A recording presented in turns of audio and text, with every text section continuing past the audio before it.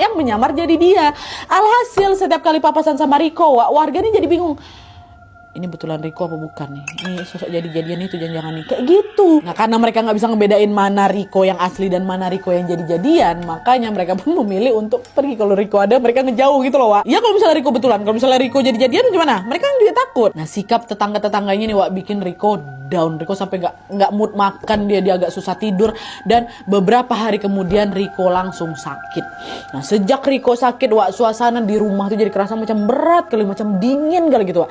Tapi untungnya kondisi bapak berangsur-angsur baik, Pak Kadesnya membaik, sehingga gantian bapak yang jadi malah ngerawat Riko. Nah setelah seminggu sakit, kondisi Riko belum juga membaik, Wak. Bapak sama ibu sampai ikut itu nemenin Riko tidur di kamarnya juga. Nah sampailah pada suatu malam, pas Riko ini kebangun, dia ngeliat mamanya lagi tidur satu kasur sama dia, sedangkan bapak tidur di kasur yang berbeda sambil memeluk senjata tradisional Kalimantan. Bapak ada macam standby gitu loh, Wak.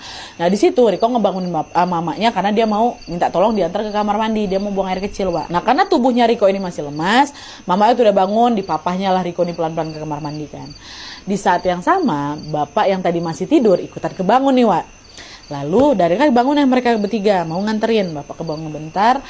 Tiba-tiba mereka bertiga dengar ada suara ketukan di depan pintu utama.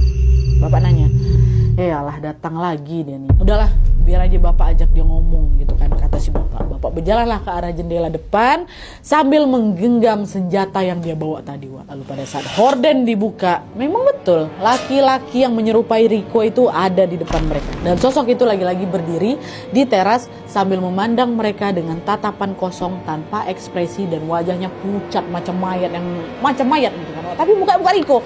Nah lihat sosok itu, Riko kan ada di situ juga. Riko nge-freeze lagi, Wak. Udah kata ibu, tundukin kepalamu, jangan balas tatapan dia lagi, udah dia bukan kamu. Riko nunduk, sementara bapak dengan berani langsung menatap si sosok duplikan anaknya ini sambil membentak. Apa lagi maumu, ha? Ngapain kau kesini?